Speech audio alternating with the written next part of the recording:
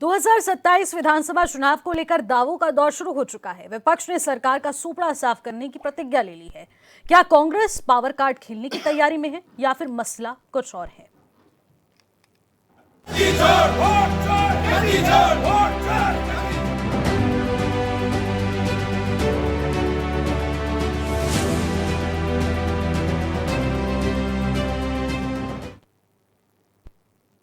नमस्कार, आप देख रहे हैं क्वेश्चन आवर और मैं हूं आपके साथ निशी भाटिया।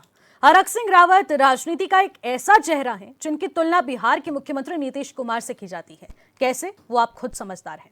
खैर, हरक सिंह रावत आजकल फुल फॉर्म में नजर आ रहे हैं और बीजेपी को कटघरे में खड़ा करने में कोई कसर नहीं छोड़ रहे हैं। कभी खनन से वसूली का आरोप तो कभी पार्टी का सुपड़ा साफ करने की प्रतिज्ञा। लेकिन जो भी कहो या तजुर्बा ही कहो, हरक सिंह रावत चुनावों में पार्टी की जीत की भविष्यवाणी सॉलिड करते हैं। राजस्थान के चुनावी परिणामों से पता चलता है, लेकिन उत्तराखंड में होने वाले 2027 के विधानसभा के चुनावों में हरक सिंह रावत ने 45 प्लस सीटें जीतकर बीजेपी की हेकड़ी तोड़ने की भविष्यवाणी कर दी है। लेकिन किसमें कितना दम है, ये तो जनता ही डिसाइड कर लेगी। आज इस मुद्दे पर करेंगे चर्चा, लेकिन आइए उससे पहले इस रिपोर्ट पर नजर डालते हैं।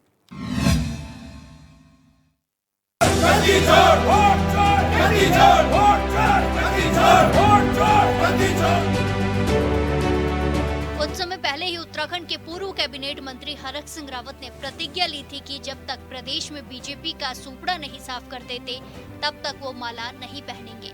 और अब हरक सिंह रावत ने दावा किया है कि 2027 के चुनाव में कांग्रेस की कम से कम 45 सीटों पर जीत होगी, क्योंकि बीजेपी की सरकार से प्रदेश की जनता परेशान हो गई है।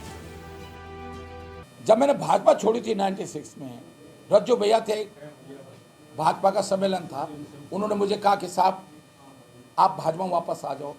कल्याण मिश्र जी ने कहा, उस प्रदेश अध्यक्ष थे। फिर वो सब लोग कहने लगे भाई एक एक सीट महत्वपूर्ण है। मैंने कहा रही तुम्हारी सरकार, एक एक सीट महत्वपूर्ण है। 160 और 65 के बीच में आ रहे हैं, 162 सीटें आई। कांग्रेस के वरिष्ठ नेता हरक सिंह रावत का कहना है कि बीजेपी की सरकार में इतने घोटाले हो रहे हैं कि इससे पहले प्रदेश में ऐसा कभी नहीं हुआ। हरक सिंह रावत का कहना है कि सीएम पुष्कर सिंह धामी के नाम पर वसूली की जा रही है। भ्रष्टाचार चरम सीमा पर है। बाहरी बड़े बड़े ठेकेदारों को काम दिया जा रहा है और वो लोग छोटे ठेकेदारों से काम करा रहे हैं, लेकिन पैसा नहीं मिल रहा है, जिससे आत्महत्या करने की नौबत है। भाजपा की सरकार में इतने घोटाले हो रहे हैं। आप पीडब्ल्यूडी में यहाँ पूछ लीजिएगा किसी को, 2 घंटा पीडब्ल्यूडी में आप सिंचाई विभाग को पूछ लीजिएगा, वो बता देंगे कि मुख्यमंत्री के नाम पर कितनी वसूली हो रही है। रिश्वत इस प्रदेश में, इस देश में मुझे भी 40 साल राजनीति करते हुए हो गए हैं। मैं 1980 से राजनीति कर रहा हूं, छात्र राजनीति से कर रहा हूं, लेकिन इतना भ्रष्टाचार मैंने कभी नहीं देखा। आज लोग परेशान हैं। आप लोकल ठेकेदार, आज अभी 3-4 और भी आत्महत्या करने वाले लोग। हरक सिंह रावत यही नहीं रुके। उन्होंने बीजेपी सरकार के 8 वर्षों के कार्यकाल को निराशाजनक बता दिया है। उन्होंने कहा कि बीजेपी को इस बात का घमंड हो गया है कि हम काम करें या नहीं करें, प्रदेश की जनता वोट तो देगी ही। इसीलिए प्रदेश हित में बीजेपी सरकार का हटना जरूरी है। उन्होंने कहा कि अंकिता हत्याकांड हुआ, जितेंद्र कुमार आत्महत्या मामला, नाबालिग का रेप मामला, और इन मामलों में किसी न किसी रूप में बीजेपी के लोग ही आरोपी हैं। भारतीय जनता पार्टी की विदाई उत्तराखंड से हो, ये केवल कांग्रेस के लिए जरूरी नहीं, ये उत्तराखंड के विकास के लिए, उत्तराखंड के उसके लिए बहुत जरूरी है। क्योंकि जिस तरह 8 साल हो गया, और मैंने कई बार इस बात को कहा कि घमंड हो जाता है। लोग लगता है भाई हम काम करें ना करें, हमारे तो लोग तो वोट देंगे, हमको धर्म के नाम पे वोट देंगे। बड़ी मल्टीनेशनल बड़ी कंपनियों के नाम पे ठेका हुआ काम, जैसे ये जो कोटद्वार से सतपुली तक जो NH का काम हो रहा है, ठेके कई बाहर की कंपनियों को मिले हुए, काम हमारे लोकल ठेकेदार कर रहे हैं, उनका पेमेंट नहीं होता है। वो बेचारे मजदूर परेशान करते हैं, कर्ज लेके काम करते हैं, उनका पेमेंट नहीं हो रहा है। तो लोग आज इस स्थिति में पहुंच गए हैं कि आत्महत्या करने की स्थिति में पहुंच गए लोग। और ऐसे मैं कोटद्वार के बहुत सारे लोगों को बताऊंगा, उन्होंने कर्ज लेकर काम किया NH पर। पूर्व कैबिनेट मंत्री ने इस बात पर जोर दिया कि बीजेपी के खिलाफ पूरे प्रदेश में नकारात्मक माहौल है, क्योंकि बीजेपी ने सरकार के नाम पर अब तक कोई उपलब्धि नहीं की है। इधर विपक्ष के आरोपों पर बीजेपी ने भी पलटवार किया है। बीजेपी नेता का कहना है कि बीजेपी की सरकार में तेज रफ्तार से विकास कार्य हो रहे हैं। पीएम मोदी और सीएम धामी के नेतृत्व में प्रदेश तरक्की कर रहा है। विपक्ष मुद्दा विहीन हो गया है। देखिए, माननीय हरक सिंह रावत जी बहुत ही वरिष्ठ और एक सुलझे हुए व्यक्तित्व के धनी थे, लेकिन आजकल जिस तरीके से वो बयान पे बयान और एक व्यक्तिगत टिप्पणियां कर रहे हैं और जिस तरीके से वो कांग्रेस को उठाने की कोशिश कर रहे हैं, क्योंकि यहाँ पर कांग्रेस एकदम जीरो पर है। जिनके प्रदेश अध्यक्ष के द्वारा आज तक कार्यकारिणी नहीं बनी, कहीं ना कहीं हरक सिंह रावत जी यहाँ पर अपनी तलाश में लगे हैं, अपनी तलाश में जुटे हैं और वो अपने शीर्ष नेतृत्व दिल्ली वाला जो नेतृत्व है उसको खुश करने पर लगे हैं कि भारतीय जनता पार्टी को आप जितना ज्यादा गरियाओगे, कांग्रेस पार्टी का नेतृत्व खुश होकर कुछ ना कुछ ओहदा उनको देने का काम करेगा। और इस वक्त क्योंकि प्रदेश अध्यक्ष की कुर्सी उनको सामने से नजर आ रही है और उसके लिए वो इतनी कवायद कर रहे हैं और 45 सीटों का वो दावा कर रहे हैं कि कांग्रेस की सरकार आएगी और 45 सीटें आएगी। वो कितने दिन कांग्रेस में रहेंगे ये तो उनको खुद भी नहीं पता और दावा वो 45 सीटों का कर रहे हैं। भारतीय जनता पार्टी की सरकार काम कर रही है, विकास कार्य कर रही है, लोगों के बीच में लगातार भारतीय जनता पार्टी का कार्यकर्ता, उनका संगठन उनके बीच में काम कर रहा है, अपनी योजना को पहुंचाने का काम कर रहा है। और कांग्रेस के ये नेता केवल आज भी अपनी जमीन तलाश रहे हैं, आज भी इनके नेताओं के अंदर सिर फुटा हुआ है। आज भी माननीय हरक सिंह रावत जी के जो बयान है, उनके जो बड़े दिग्गज है वो ना इत्तेफाकी रखते हैं, वो कोई इत्तेफाक नहीं रखते, वो उनकी उन बयानों के साथ साझा नहीं होते। तो कहीं ना कहीं ये दिखाई पड़ता है कि कांग्रेस भवन के अंदर 4 बर्तन है और चारों ही अलग अलग हैं और कहते हैं ना कि खाली बर्तन जो होता है वो आवाज बहुत ज्यादा करता है। तो कहीं ना कहीं वो अपनी जमीन को तलाश रहे हैं, अपने उस व्यक्तित्व को तलाश रहे हैं जो वो खो चुके हैं, अपनी प्रतिष्ठा को, अपने मान को, क्योंकि पहली बार वो कहीं ना कहीं सत्ता से बाहर हुए हैं तो उनको तकलीफ भी है, निराशा भी है, बौखलाहट भी है और इसीलिए हर रोज कुछ ना कुछ एक नया शिगुफा उड़ा करके जनता का ध्यान अपनी ओर आकर्षित करने की कोशिश कर रहे हैं। 2014 लोकसभा चुनाव के बाद से सभी तरह के चुनाव में बीजेपी की जीत हुई है। बात चाहे लोकसभा चुनाव की कर लें या फिर नगर निकाय चुनाव की। फिर किसी का ये कहना कि बीजेपी की सरकार से प्रदेश की जनता खुश नहीं है, अजीब लगता है। अगर ऐसा है तो फिर देवभूमि की जनता बार बार बीजेपी को ही क्यों वोट कर रही है। अब 2027 में विधानसभा का चुनाव है और उससे पहले दावों का दौर चल रहा है। Bureau report HNN 24/7।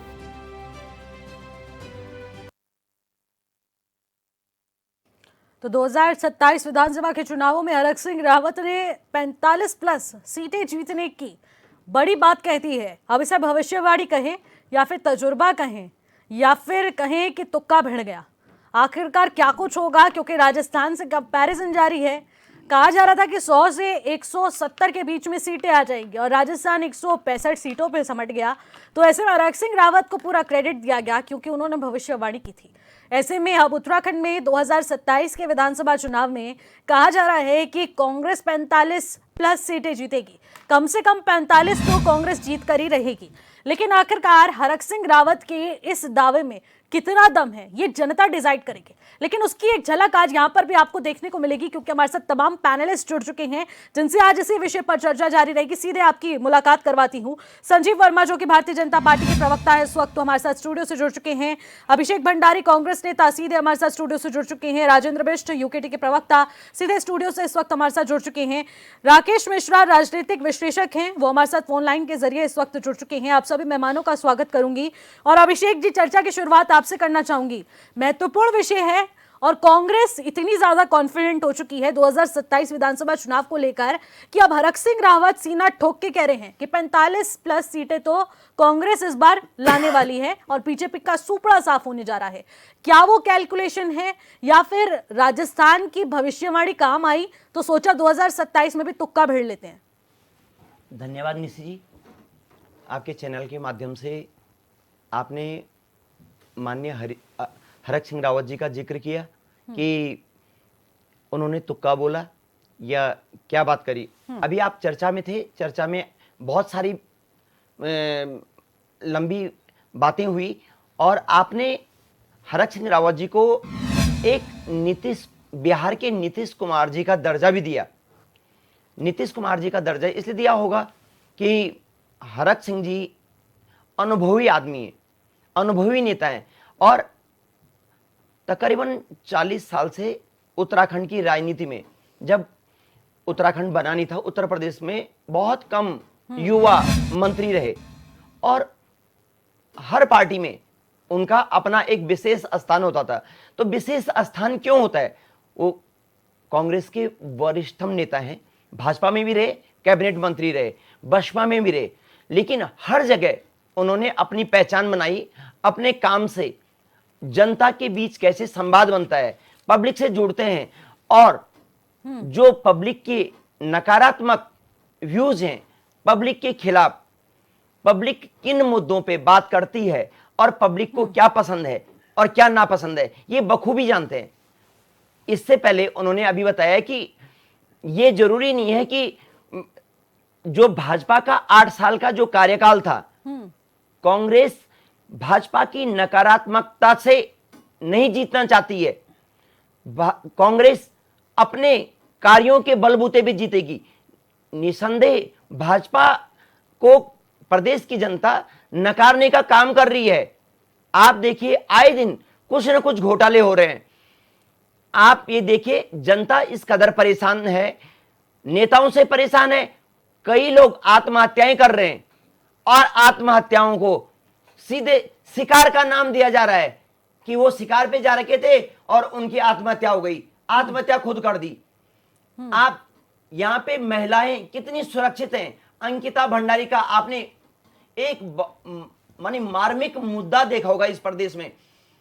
प्रदेश की जनता हो सकता है 1 बार 2 बार इनकी बातों पे यकीन करे, भाजपा की बातों पे यकीन करे। पिछली बार आपने देखा होगा अंकिता भंडारी जब एक बड़ा बीभत्स हत्याकांड हुआ हरिद्वार में, उसके बाद पंचायत चुनाव हुए और वहां पे भाजपा जीती। इसका मतलब ये नहीं है कि ये अंकिता भंडारी का जो लोग उसको भुला गए, लोगों को याद है, लेकिन किस तरह से ये वोट चोरी करके आप एक एक मोहल्ले के मोहल्ले सारे नाम साफ कर दिए और आप बोल रहे हैं कि हम जीत गए। आपके यहां भ्रष्टाचार में ऐसा कौन सा मंत्री नाम गिनवाए तो एक एक करके सब दागदार हैं, इसलिए तो आप नए मंत्री नहीं बना पा रहे हैं। मैं माननीय मुख्यमंत्री जी की बात नहीं कर रहा हूं। माननीय मुख्यमंत्री जी सभी जगह निगाह रखते हैं, हर जगह जाते हैं, ठीक है, लेकिन उनकी जो कैबिनेट है, कैबिनेट के जो मंत्री हैं, विधायक हैं, इस कदर परेशान है कि उन्होंने जनता पे किस तरह से, जनता भी उनसे परेशान है। आप ये देख लीजिए, पूर्व ये अभी विधायक मुन्ना सिंह चौहान जी हैं या इनके विधायक अरविंद पांडे जी हैं, किस कदर खनन पे ये बात करते हैं, लेकिन 2 दिन बाद माननीय मुख्यमंत्री जी के पास आके मामला शांत हो जाता है।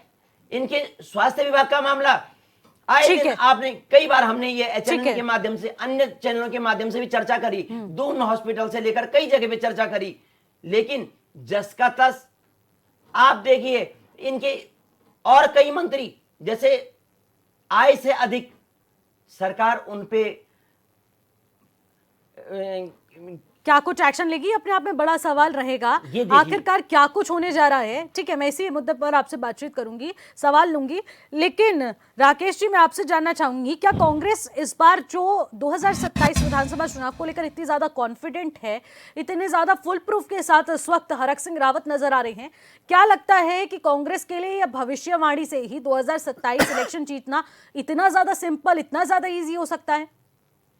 हमारी बात का जवाब कांग्रेस के प्रवक्ता ने दिया है और आपकी जो वो बाइट चल रही थी उस समय भी उसका जवाब आया है कि चूंकि प्रदेश अध्यक्ष की कुर्सी खाली है और हरक सिंह रावत जी बहुत इमोशनल व्यक्ति हैं, कायदे से देखा जाए तो बहुत इमोशनल आदमी है। वो जिसके साथ रहते हैं वो उनके नहीं रहते हैं। अभी आप देखिएगा आने वाले समय में जब ये भाजपा ने कल्याण सिंह की गवर्नमेंट में इन्हें मंत्री बनाया, उसके कुछ ही समय बाद ये मुलायम सिंह यादव जी के साथ चले गए, उस समय उनके साथ रहे, उसके बाद बहुजन समाज पार्टी में चले गए। बहुजन समाज पार्टी के बाद जब उत्तराखंड बना तो कुछ समय के लिए कांग्रेस की राजनीति करने लगे एनडी तिवारी जी के साथ, फिर भाजपा में आ गए। तो हरक सिंह रावत जी का जो आपने उद्बोधन दिया है कि वो नीतीश कुमार, देखिए नीतीश कुमार एक बड़ा नेता है। नीतीश कुमार की तुलना हरक सिंह रावत से करना सूरज को दीपक जलाने जैसा है।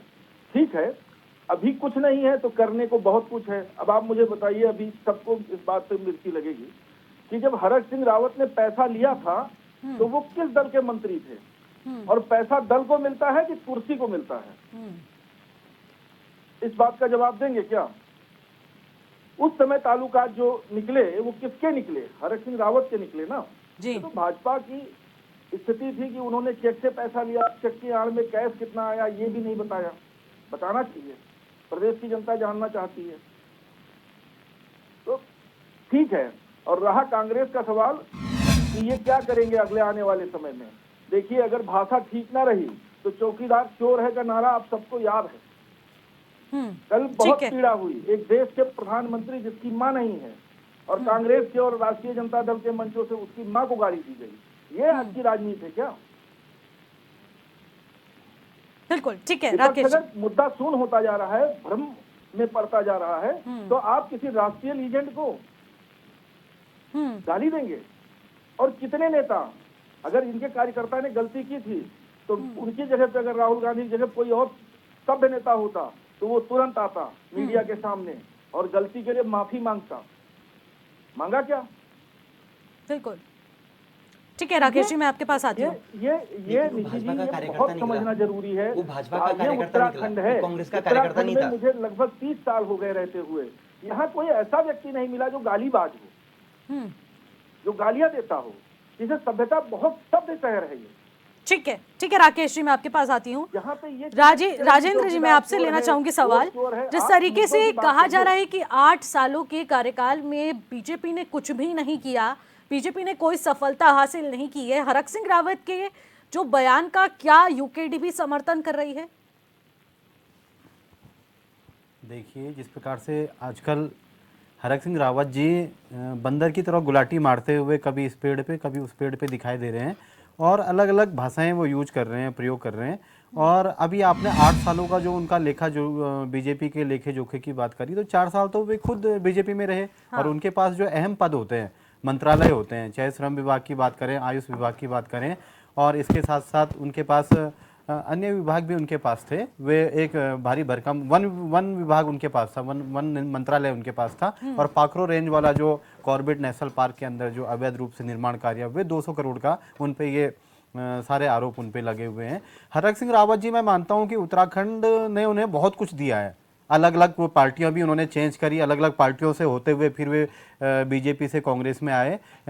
जनता ने उनको अथाह प्यार दिया। मैं देखता हूं कि कभी वो कहते हैं कि मेरे द्वारा और रुद्रप्रयाग जिला बनाया गया, अन्य जिले बनाए गए, वो जिले आपके पद में रहते हुए बनाए गए। एक प्रिंसिपल स्कूल का होता है, अगर वो साइन करके किसी बच्चे के उसमें साइन करता है तो ये नहीं बोल सकता कि मैंने इसको पास कराया, वो उसकी जिम्मेदारी है। जनता ने अगर आपको उठाया, वहां से चुन के जिताया है, तो जो आपका कार्य है।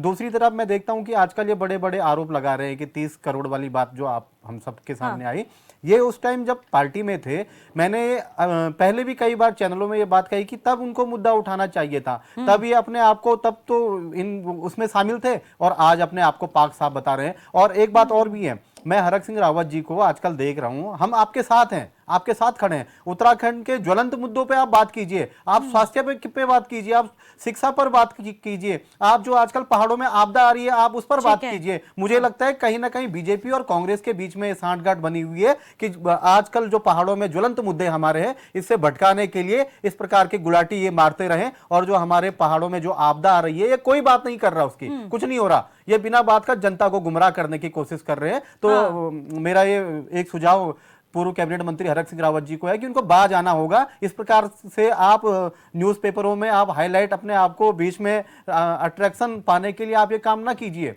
जनता ने आपको प्यार दिया है तो आप उत्तराखंड की भलाई के लिए 100 चूहे खाके जिस प्रकार से आप हज को जाने तो आप जाइए, लेकिन इस प्रकार के अनाप शनाप बयान देके आप कहीं ना कहीं प्रदेश का माहौल उड़ा रहे हैं, मजाक कर रहे हैं जनता के साथ। ठीक है संजीव जी, मैं आपसे जानना चाहूंगी, आपने हरक सिंह रावत के बयान को सुना, बहुत अच्छे तरीके से, बहुत वायरल भी हो रहा है, आखिरकार बीजेपी इस पर क्या कुछ कहना चाहेगी?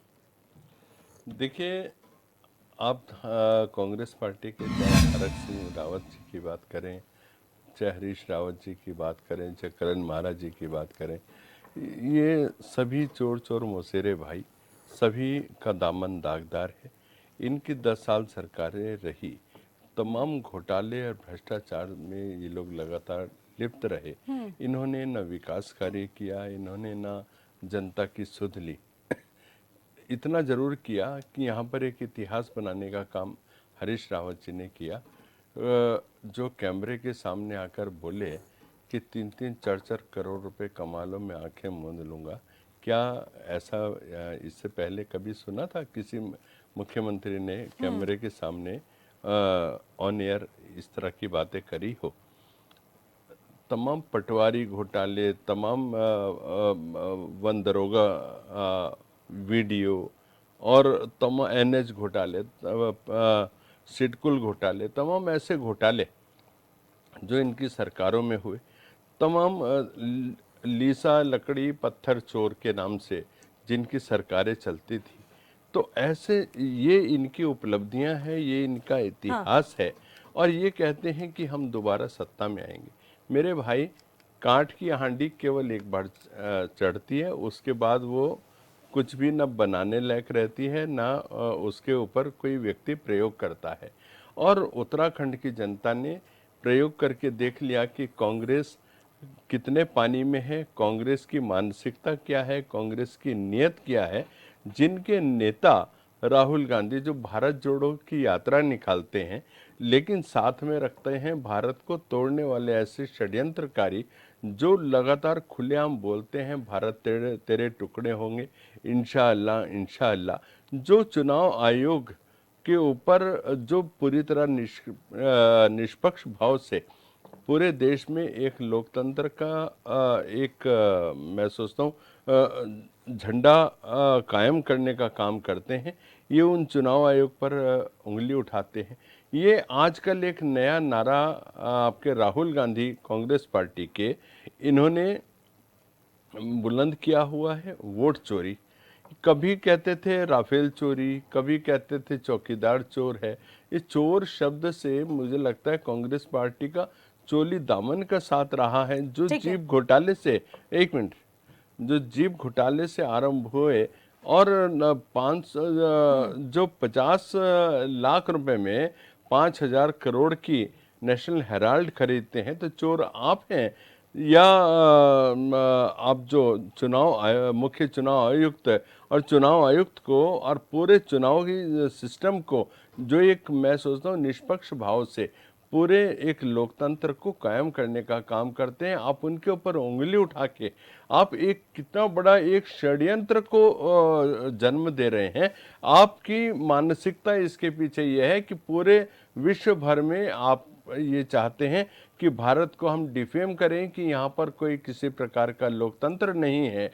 और आप जॉर्ज सोरोस के पैटर्न पर, जॉर्ज सोरोस के का जो एक मानसिकता है, जो उनका षड्यंत्र है, उसके एक महत्वपूर्ण टूल का आप जो काम कर रहे हैं, जो भारत की अर्थव्यवस्था को लगातार डिफेम करने का, डिरेल करने का लगातार काम कर रहे हैं। आपको दिखाई नहीं देता, आपको रास नहीं आ रही है जो 11वें नंबर की भारत की अर्थव्यवस्था आज चौथे नंबर पर आ गई है और तीसरे की ओर लगातार अग्रसर है। आप नहीं चाहते कि भारत का नाम हो, भारत का विश्व में डंका बजे। आप हमेशा यही चाहते हैं कि भारत हमेशा डिफेम रहे। और भारत जैसे आपके प्रधानमंत्री मनमोहन सिंह जो पिछलग्गू प्रधानमंत्री उनको बोला जाता था और जो लगातार सोनिया गांधी के रिमोट पर चलते थे, आप सोचते हैं कि भारत का तंत्र संजीव जी रुकेंगे यहाँ पर क्योंकि वक्त हो चुका है एक छोटे से ब्रेक का और चर्चा को जारी रखेंगे। फिलहाल यहाँ रुकेंगे एक छोटे से ब्रेक के लिए और ब्रेक के बाद जो लौटेंगे आप देखते रहिए HNN 24/7। ब्रेक के बाद एक बार फिर से आपका स्वागत करते हैं और चर्चा में आगे बढ़ेंगे। 27 में 45 सीटों पर जीत का दावा, वो भी हरक सिंह रावत का। किस कॉन्फिडेंस के साथ, किस कैलकुलेशन के हिसाब से 45 सीटों पर विजय हासिल करने की बात कही जा रही है। आशीष जी हमारे साथ, माफ कीजिएगा, अभिषेक जी हमारे साथ लगातार बने हुए हैं। तो अभिषेक जी, मैं आपसे यही सवाल लेना चाहूंगी। देखिए, हरक सिंह रावत का जिक्र हम बार बार करते हैं और हरक सिंह रावत एक ऐसा चर्चित चेहरा है राजनीति का जिसको भुलाया नहीं भूला जा सकता। देखिए, चाहे भारतीय जनता पार्टी की बात कर ली जाए, चाहे कांग्रेस की पार्टी की बात कर ली जाए, दोनों में अहम रोल उन्होंने अदा किया है। आखिरकार अब जो ये बात कहते हुए वो नजर आ रहे हैं, तो वो तो जब बीजेपी में थे तब भी उन्होंने तमाम मुद्दों को आगे रखा और अब कांग्रेस में रहते हुए भी मुद्दों को आगे रख रहे हैं, लेकिन सिर्फ और सिर्फ अदला बदली के दौर पे। क्या लगता है कि वो पार्टी के लिए सगे रह सकते हैं? निश्चित जी, मैं आपकी बात का अभी जवाब दूंगा। इससे पहले मैं हमारे बड़े भाई विद्वान प्रवक्ता हैं भाजपा के संजीव वर्मा जी, उन्होंने राष्ट्रीय स्तर की बात करी, तो पहले एक बार उनके जवाब दे दूंगा। जो उन्होंने राहुल गांधी जी की बात करी कि चुनाव आयोग या अन्य संस्थाओं पे आरोप लगा रहे हैं, तो उसके कुछ दिन बाद ही आपको याद होगा, ये अनुराग ठाकुर शायद आपके ही पार्टी के हैं और मंत्री भी हैं, उन्होंने भी चुनाव आयोग पे आरोप लगाए थे। तो चुनाव आयोग ने सिर्फ और सिर्फ आनंद फानन में जवाब राहुल गांधी का दिया और अनुराग ठाकुर का कोई जवाब नहीं दिया। चुनाव आयोग को अगर चाहिए था तो अगर क्वेश्चन पूछते तो राहुल गांधी जी से ही पूछते, अनुराग ठाकुर जी से ही पूछते। अगर उनके खिलाफ, अगर आपको लगता है कि उन्होंने उनकी मान हानि करी, तो आप उनके खिलाफ कुछ भी एक्शन लेते, राहुल गांधी जी के खिलाफ भी लेते और अनुराग ठाकुर जी के खिलाफ भी लेते। ठीक है, आप आए प्रदेश के मुद्दे पे, आपने बोला हरीश रावत जी, हरक सिंह रावत जी, जितने भी बड़े आपने नाम बोले, करण मेहरा, जितने भी, तो आपको लगता है कि जब कांग्रेस की सरकार थी कि इनके पास घोटाले ही घोटाले हुए, आपने लोअर कोर्ट से लेकर और सीबीआई तक आपने रिपोर्टें करी हैं और सब के सब क्लीन चिट हैं। आज की डेट में हरक सिंह रावत जी, हरीश रावत जी, ईडी से लेकर और सीबीआई तक क्लीन चिट हैं। आप वापस आइए, हरक सिंह रावत जी की बात कर रहा हूं मैं। हरक सिंह रावत जी ने, अगर जब भाजपा की सरकार में वो मंत्री थे 2017 से लेकर 22 तक, उन्होंने ये नहीं बोला कि खाली मैंने दिया है, उन्होंने हर भाजपा के जितने भी नेता हैं, जितने भी मंत्री हैं, उन्होंने बोला है कि 30 करोड़ पार्टी फंड में जमा हुआ है। तो उनके जवाब में आपके पूर्व मंत्री और वर्तमान के हरिद्वार के सांसद त्रिवेंद्र रावत जी ने जवाब दिया है कि 30 करोड़ नहीं था, 27 करोड़ था। फिर उनको दोबारा पूछा गया, उन्होंने बोला हो सकता है 30 करोड़ या 27 करोड़, कुछ भी हो सकता है, 3 करोड़ कहीं भी जा सकता है, लेकिन एश्योरेंस आपके बड़े नेता की थी उसमें। ये जरूरी नहीं है कि उन्होंने, तो ये मुद्दा तो हरक सिंह रावत जब अपने कार्यकाल में थे तब भी तो उठा सकते थे ना, तब क्यों नहीं उठाया कि आखिरकार इतना बड़ा घोटाला हो रहा है? तब दिखा लेते कि भ्रष्टाचार के विरुद्ध वो लगातार एक्शन में है, चाहे उन्हें सरकार के खिलाफ क्यों ना जाना पड़े। तब क्यों हरक सिंह रावत इतने फॉर्म में क्यों नहीं आए? अब जाकर विपक्ष में आकर किसी अन्य पार्टी की पोल चिट्ठे खोलना।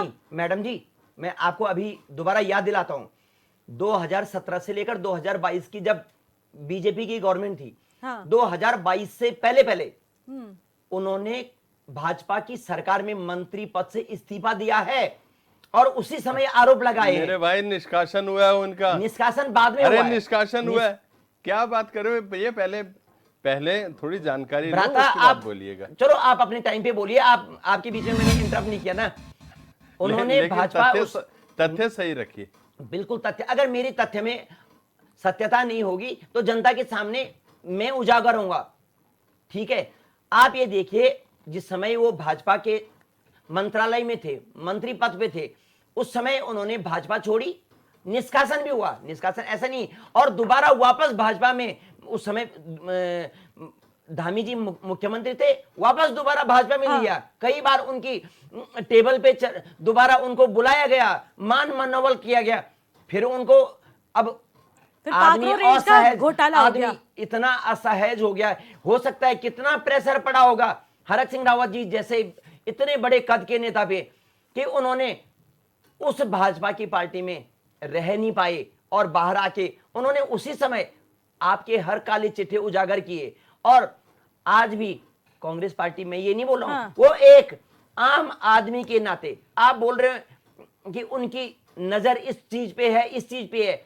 पार्टी जिसका जिस तरह से मनोबल करती है, हरक सिंह रावत जी आज राष्ट्रीय कोऑर्डिनेटर में हैं, प्रदेश स्तर पे नहीं है, राष्ट्रीय कोऑर्डिनेटर पे हैं, और जहां जहां चुनाव होते हैं उनकी वहां ड्यूटियां लगती हैं। आप तो हाईकमान को चमकाने की कोशिश में है क्या हरक सिंह रावत? आप देख लिए, क्या महेंद्र भट्ट जी के जो इतने बयान आते क्या हाईकमान को चमकाने के लिए होते हैं?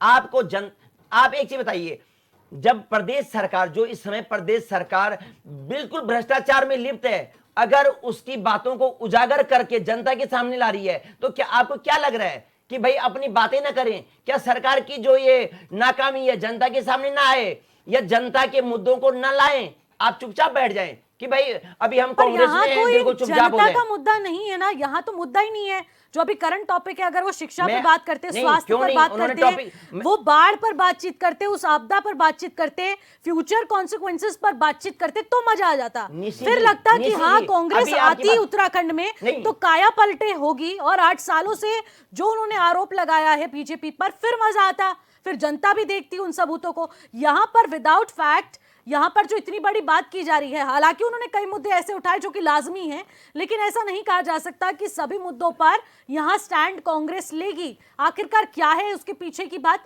वो बहुत महत्वपूर्ण हो जाती है। ठीक है अभिषेक जी, मैं आपके पास आऊंगी, अभी मैं आपको कमेंट लूंगी, अभी आपको कमेंट लूंगी, लेकिन इसी पर मैं टिप्पणी लेना चाहूंगी राकेश जी की। राकेश जी। हेलो। हाँ राकेश जी। मैं ये कह रहा था कि बीच में मैंने आपसे क्वेश्चन लेने के लिए कहा था कि हमारे भाजपा के प्रवक्ता से केवल एक चीज पूछना था कि आजकल ठेकेदारियों का रेट क्या है ना? कई लोग पूरे प्रदेश में इस तरीके से हो गए कि देहरादून में इनका रेट बहुत हाई हो गया। आज के डेट में कोई काम करना बहुत मुश्किल हो गया। तो जरा इनसे ही एक चीज पे कि क्या इनकी सरकार जो भ्रष्टाचार मुक्त है, तो क्या इनके अधिकारी भी भ्रष्टाचार मुक्त हैं? अगर भ्रष्टाचार मुक्त है तो पिछले साल का ही आंकड़ा है कि एंटी करप्शन ब्यूरो ने 112 अधिकारियों को पूरे प्रदेश से अरेस्ट किया। तो ये भी प्रश्न होना चाहिए। हाँ। दूसरा प्रश्न ये है कि सत्ता पक्ष विपक्ष के नेता ये कह रहे थे कि हमारे हरक सिंह रावत जी हैं, हरक सिंह रावत जी की सच्चाई ये थी कि वो भाजपा पे प्रेशर बना रहे थे कि उनको और उनकी बहू दोनों को टिकट दिया जाए। हाँ। ये सच्चाई है बिल्कुल। और उस पर उन्होंने गैम्बलिंग की थी जो भाजपा ने नहीं मानी। हाँ। फिर कांग्रेस ने उनको दोनों जगह से टिकट दिया। तो उस समय उनकी नैतिकता कहाँ थी? अगर वो कार्यकर्ताओं के लिए पूरी तरह से भरण पोषण करने वाले या राष्ट्रीय स्तर के नेता थे तो वो सीट दे देते, अनुकृति गोसाई की जगह पे किसी सामान्य महिला को लड़ा देते। तो होता क्या है कि नेताओं की स्थिति ये है कि जितने भी मेघ, अगर इनका जोर बादलों पे चल जाए तो सारे मेघ इनके खेतों में बरस जाएं। अभी आपने एक मुद्दा उठाया बीच में कि सबको क्लीन चिट मिल गया। अरे आज कांग्रेसी नेताओं को क्लीन चिट मिल गया तो कल भाजपा वालों को भी तो मिलना चाहिए। हाँ। तो आज का बदला कर उतरेगा ना। और बहुत बड़ी विडंबना इस प्रदेश की है। मैं पिछले 2 महीने से एक ही डिबेट में पंचायत चुनाव के कह रहा हूं कि उत्तराखंड में एक पार्टी और दूसरी पार्टी दोनों एजेंडे राष्ट्रीय स्तर पर तय करते हैं। जनता से कोई मतलब नहीं जी। हाँ। ना ये विधानसभा में बैठेंगे, ना ये मुद्दे की बात करेंगे। अपने पेट में पीड़ा हुई तो लो जी धरना प्रदर्शन शुरू। अगर अपने मुकदमे नहीं वापस हुए तो सदन नहीं चला। तो आप किसके लिए चर्चा कर रहे हो? इसीलिए चर्चा कर रहे हो कि प्रदेश के लोगों की बातें उठे। बिल्कुल। तो घेरे में ऐसा नहीं है। ये इसी जगह आप प्रदेश बगल के प्रदेश में चले जाओ, उत्तर प्रदेश में, वहां पे एक क्षेत्रीय दल की विपक्ष में बैठा है, एक राष्ट्रीय दल सत्ता में बैठा है, और उनके सदन की कार्यवाही देखते हो ना कैसे हंसी खुशी से उनका सदन चलता है। और प्रदेश की 24 करोड़ जनता की आवाज बनकर समाजवादी पार्टी वहां काम करती है, क्योंकि वो क्षेत्रीय दल है। उनका एजेंडा दिल्ली से नहीं सेट होता। तो ये प्रदेश की जनता को भी समझना चाहिए कि हमारे हितैषी कौन है, हमारे जानने वाले कौन है, हमको पहचानने वाले कौन है। तो ये जरूरी है। और हमेशा एक ही बात होती है कि तू चोर और मैं चोर। आप किसी विभाग में चले जाइए और सच्ची बात कर लीजिए। कांग्रेस का जो रेट था उससे हैवी रेट है। लोग मरेंगे नहीं, आत्महत्याएं नहीं करेंगे, व्यापार करने वाले लोग करेंगे क्या? ठीक है। सरकार भी कुछ हद तक संवेदनशील नहीं रह गई और विपक्ष तो पूरी तरह से अति असंवेदनशील हो गया। निजी स्वार्थों में सब लगे हैं। यही अगर कोई क्षेत्रीय दल पूरी तरह से हो रहा होता तो ठीक रहता, पूरे प्रदेश की आवाज बनता। आपदा आई, बेरोजगारी, पलायन, पूरे प्रदेश में 40 लाख लोग नहीं बचे हैं। आप उठाइए एनएसडीसी का सर्वे उठाइए, पूरे प्रदेश में 40 लाख लोग नहीं बचे हैं 1 करोड़ 10 लाख की आबादी में, और लोगों ने पलायन कर लिया। 52 गांव 53 गांव खाली हो गए। बिल्कुल बिल्कुल लाजमी सवाल है और इस सवाल पर चर्चा होनी बेहद जरूरी थी, इसीलिए विधानसभा सत्र पर सबकी निगाहें थी, लेकिन वहाँ हुआ क्या तक नहीं चलने दिया इन लोगों हाँ। ने, क्योंकि यशपाल आर्या अपने मुकदमे के चक्कर में घूमते रहे और उन्होंने प्रश्नकाल और में यही चला वो दिया। हरक सिंह रावत थे जिन्होंने कहा था चाहे कांग्रेस के विधायक क्यों ना हो, चाहे बीजेपी के विधायक क्यों ना हो, सब इंतजार करते कब तक सत्र खत्म होगा और हम हेलीकॉप्टर का इंतजार कर लेंगे और उस पर बैठेंगे और बिल्कुल, निकलते 2.5 घंटे में चलेंगे। सत्र खत्म हो गया। हाँ। आप परसों में एक आईटीआई ने बताया है कि 140 करोड़ रुपए स्वाहा हो गए। एक भी प्रश्न आया सदन में, आपकी बात उठती, बिल्कुल आपका नाम होता? हाँ। तो ये सब दिशाहीन हो चुके हैं। इनके लिए अब नए सिरे से सोचना पड़ेगा। ये गालीबाजी से काम नहीं चलेगा, जनता के मुद्दे उठाने पड़ेंगे, जनता की बात करनी पड़ेगी। और ठीक है। इन सबको पहचानते हैं। इसमें कांग्रेस में भी आज भी जानदार नेता हैं, अच्छे अच्छे लोग हैं, लेकिन उनको लाने ही नहीं देते। बहुत अच्छे नेता हैं ठीक है जो राकेश खासी जी। कांग्रेसी हैं।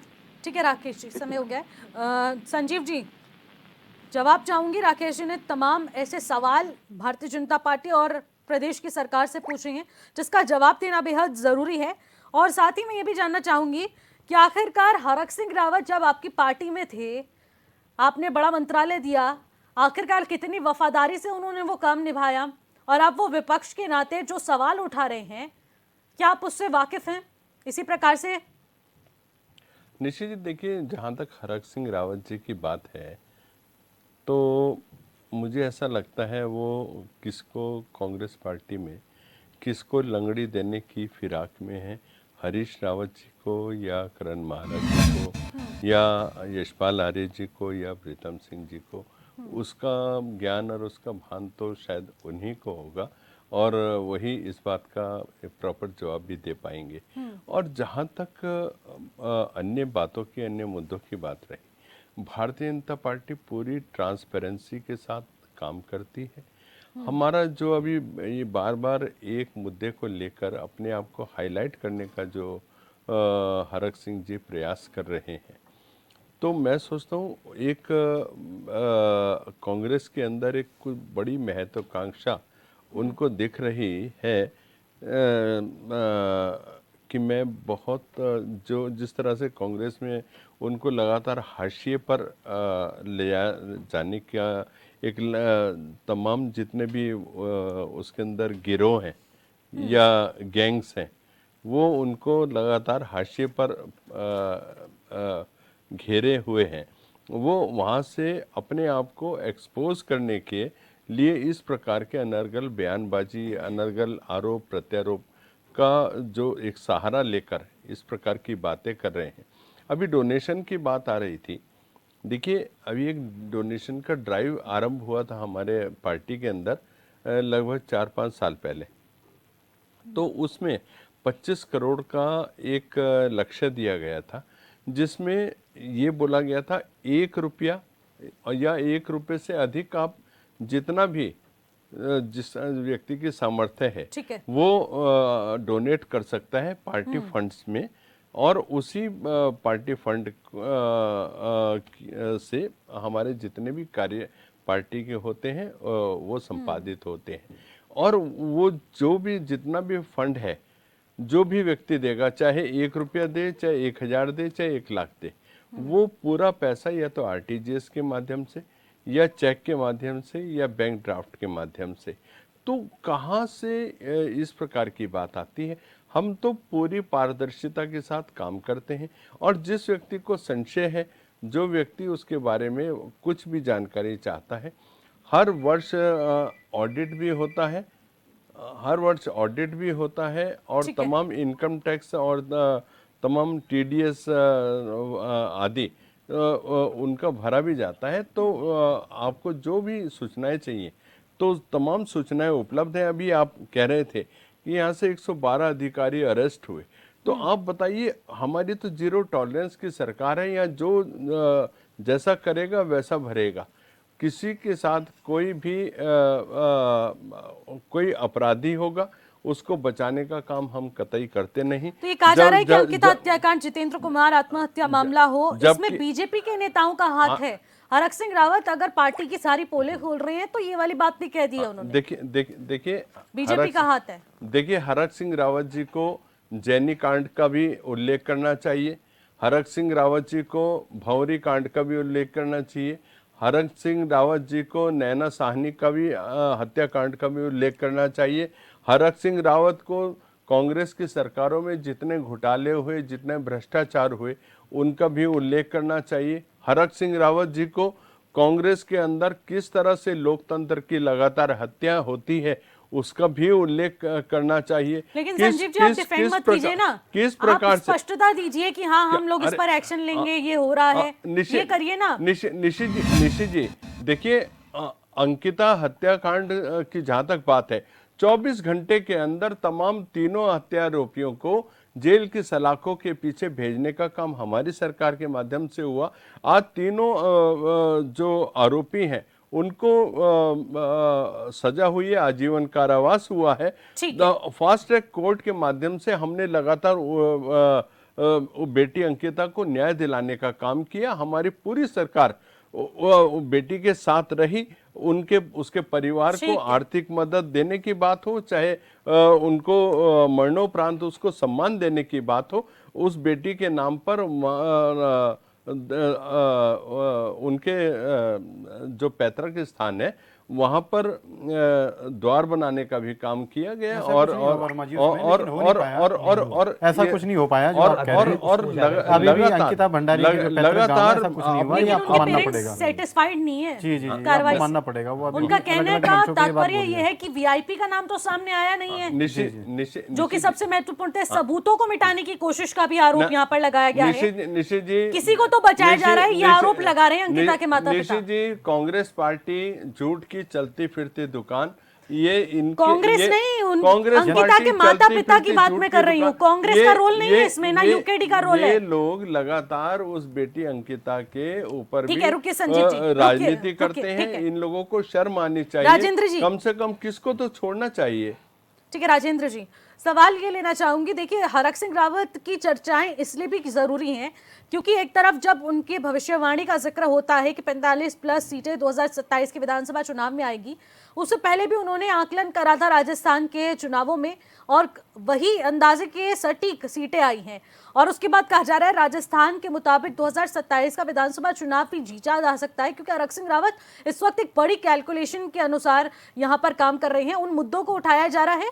और अब ये बता दीजिए मुझे, आपकी दावों या फिर वादों किन के माध्यम से इस वक्त कांग्रेस के जीतने के आसार नजर आ रहे हैं और यूकेडी इसमें किस तरीके से कार्य कर रही है? देखिए निशी जी, 25 वर्षों में हमारे प्रदेश ने सिर्फ दावे सुने, बड़ी बड़ी घोषणाएं हुई, लेकिन धरातल पर उनका क्या असर हुआ ये आप भी जानते हैं और हम भी जानते हैं। हरक सिंह रावत जी आजकल फॉर्म में बड़ी बड़ी बातें वे कर रहे हैं, तो ठीक है आप बात कीजिए, लेकिन मेरा मानना है कि आप प्रदेश के मुद्दों पे बात कीजिए। आप कभी कह रहे हैं कि रितु खंडूड़ी जी मेरी बहन है, वो नाच देवता मैंने निकाला नाच हो रही है, वे कभी किसी जो कैबिनेट मंत्री बीजेपी में तो उन पे आरोप लगा रहे हैं। ऐसे आरोपों से काम नहीं चलेगा। आपको अगर उत्तराखंड के प्रति आपकी अगर निष्ठा है, आप चाहते हैं कि हमें काम करना है मिलके, तो आप यहाँ पे प्रदेश आज 25 वर्षों में जो समस्याएं जिसके लिए राज्य बना हुआ था, आज भी हमारी समस्याएं वही है। आज भी शिक्षा, स्वास्थ्य, रोजगार की बात करें, पलायन में आप देख लीजिए किस प्रकार से हरक सिंह रावत जी का भी जो गांव होगा, आज वहां पर पलायन हो चुका है। आज बीजेपी पहाड़ों से स्कूलों को क्लस्टर स्कूल के नाम पे बंद कर रही है। हरक सिंह रावत जी का आप मुझे बता दीजिए क्या बोल रहे हो।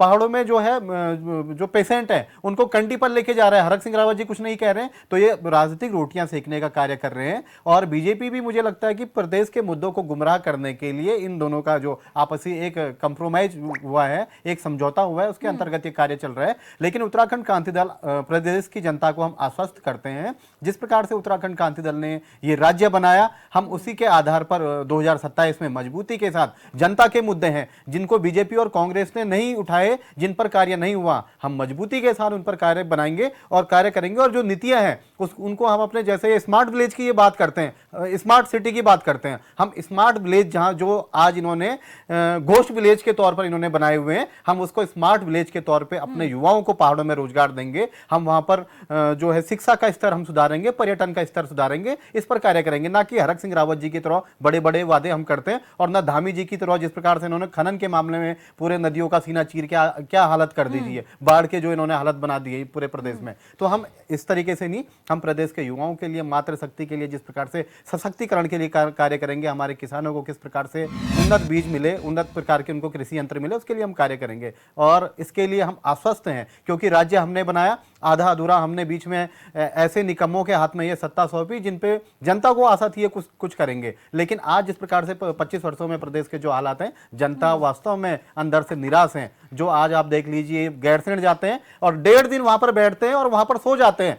इसमें आप बता दीजिए मुझे, इसमें सत्ता और जो पक्ष और विपक्ष दोनों जो लोग विधायक है, जिनको जनता वहां पर मुद्दों को उठाने के लिए भेजती है, और ये वहां पे जाके बिस्तरा लगा के सो जाते हैं। और उत्तराखंड क्रांति दल, हम मजबूती के साथ अपने 26 जो हमारी मांगे थी, उत्तराखंड के किसानों की मांगे थी, मातृशक्ति की मांगे थी, युवाओं की मांगे थी, हमारे आम जनमानस की मांगे थी, पलायन का मुद्दा उसमें था, भू कानून मूल निवास के नाम पे जो इन्होंने जनता को कहीं ना कहीं छलने का कार्य किया, वो मुद्दे हमारे थे। हम उन मुद्दों को लेकर वहां पर गए थे और हमने मजबूती के साथ अपनी आवाज बुलंद की कि 2027 में जब यूकेडी की सरकार बनेगी तो हम सबसे पहले गैरसैंण को स्थायी राजधानी के तौर पे हम बनाएंगे। और जो जनता ने जो जिस प्रकार का 42 शहादतें जो हुई है, जिस प्रकार का सपना उन्होंने देखा था, उस प्रकार का हम जो राज्य हमारा उत्तराखंड है, इसको हम संपन्नता की ओर लेके जाएंगे। बिल्कुल राजेंद्र जी, और आपके पास ना ये बहुत महत्वपूर्ण मौका भी है विधानसभा 2027 का चुनाव का, क्योंकि यहाँ पर क्षेत्रीय दल की भूमिका इस वक्त सबसे ज्यादा जरूरी भी है, क्योंकि एक तरफ बीजेपी और एक तरफ कांग्रेस, जिनके एजेंडे जिस तरीके से राकेश जी ने भी कहा कि हाईकमान सेट करता है, दिल्ली से सेट होकर आते हैं, लेकिन आखिरकार उत्तराखंड प्रदेश के अंदर क्या कुछ चल रहा है वो एक क्षेत्रीय दल बेहतर तरीके से समझ सकता है, जिसको कोई और बॉडी रेगुलेट नहीं कर रही है। तो आप लोगों की क्या कुछ, ये जिन मुद्दों का आपने जिक्र किया, क्या इसी मुद्दों पर यूकेडी 2027 में इस वक्त धरातल पर उतरेगी, यही हम लोग आशा रख पाएंगे? राकेश जी, एक छोटा सा फाइनल कमेंट लेना चाहूंगी आपसे। जी निशी जी, विपक्ष को विपक्ष की तरह एक्ट करना चाहिए, सत्ता पक्ष को सत्ता पक्ष की तरह एक्ट करना चाहिए। किसी की जागीर नहीं है। उत्तराखंड में डेमोक्रेसी है, लोकतंत्र है, ये जागीर नहीं है।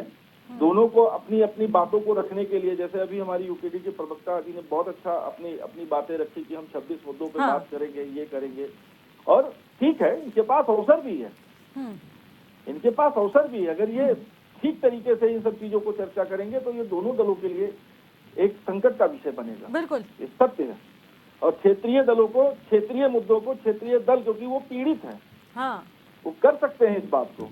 इनका तो दबाव आ जाता है जी, नहीं जी ये काम नहीं उठना है, ये मुद्दा उठना है। और ये कहने में कोई अतिशयोक्ति नहीं है कि ये एक दूसरे के पूरक हैं। सर, आप भाजपा के प्रवक्ता से पूछिए कि विपक्ष में किसको देखना चाहते हैं, उनके लिए सबसे मुफीद विपक्ष कौन सा है। आप सत्ता कि वो किसके खिलाफ लड़ाई लड़ना चाहते हैं, दोनों एक दूसरे का नाम लेंगे। बिल्कुल लाजमी है ना? ठीक है, ये फ्रंट में नहीं आने देते क्षेत्रीय लोगों को। ठीक है राकेश जी, फाइनल कमेंट हो गया। अभिषेक जी। धन्यवाद निशी जी। मैं अभी अपने भाई यूकेडी के प्रवक्ता हैं राजेंद्र मिश्र जी, उनकी बातें सुन रहा था। अच्छी बातें बोली उन्होंने, लेकिन इसी प्रदेश की सरकार में आप चाहे कांग्रेस पार्टी हो, चाहे यूकेडी हो, चाहे कोई तीसरी पार्टी हो, अभिषेक जी, हमारे 9 मुद्दों पे हमने बीजेपी को समर्थन दिया था अपना। हमने मूल निवास के लिए, पलायन के मुद्दे पे हमने समर्थन दिया था, जल जंगल जमीन की लड़ाई के लिए हमने समर्थन दिया था। मैं आपकी बात का जवाब दे रहा हूं। और जब हमने देखा कि भारतीय जनता पार्टी जो हमारे मुद्दे हैं उसके साथ चलने में ये नाकाम है, तो हमने अपना समर्थन वापस लिया था। हमने अपना समर्थन वापस लिया था। मेरी बात का जवाब कहीं और मोड़ दिया। मैं आपकी बात को कर रहा हूं। ठीक है, आपका टाइम किल हो चुका है Abhishek ji. Sanjeev ji, final comment 10 second में बात रखिएगा जल्दी से। निशी जी, देखिए, उत्तराखंड की जनता विकास चाहती है। भारतीय जनता पार्टी विकास के मुद्दे पर चुनाव मैदान में हमेशा उतरती है और भारतीय जनता पार्टी को जनता का लगातार स्नेह और आशीर्वाद मिलता है। 2 बार प्रचंड बहुमत से जीती है, कई सारे ऐसे मिथक तोड़े, और इस बार मैं सोचता हूँ हैट्रिक लगाने की दिशा में हमारी सरकार ठीक है बहुत संजीव तेजी जी, के टाइम साथ अप। लगातार ठीक आगे है, बढ़ रही है। ठीक है, समय की कमी को देखते हुए इस चर्चा को यहीं पर समाप्त करना पड़ेगा। बहुत बहुत शुक्रिया आप सभी का हमारे साथ जुड़ने के लिए, तमाम बातचीत करने के लिए। तो सबसे महत्वपूर्ण विषय 2027 और यही टारगेट इस वक्त सभी राजनीतिक पार्टियों का बरकरार है। आखिरकार किन दावों के तहत यहाँ पर इस वक्त लड़ाई लड़ी जा रही है, किन वादों के तहत लड़ी जा रही है, और वाकई में अगर देखी जाए हकीकत तो उत्तराखंड को मुद्दों की जरूरत है, जिसको लेकर क्षेत्रीय दल आखिरकार किस तरीके से यहाँ पर कार्य करेगा। 2027 का विधानसभा चुनाव कितना हाई प्रोफाइल चुनाव इस वक्त रहने वाला है, बीजेपी और कांग्रेस में क्या कुछ टकरार देखने को मिलेगी और यूकेडी की उसमें क्या कुछ भूमिका रहेगी, इसी पर सभी की नजर बरकरार रहेगी। फिलहाल मुझे दीजिए इजाजत, तब तक के लिए नमस्कार।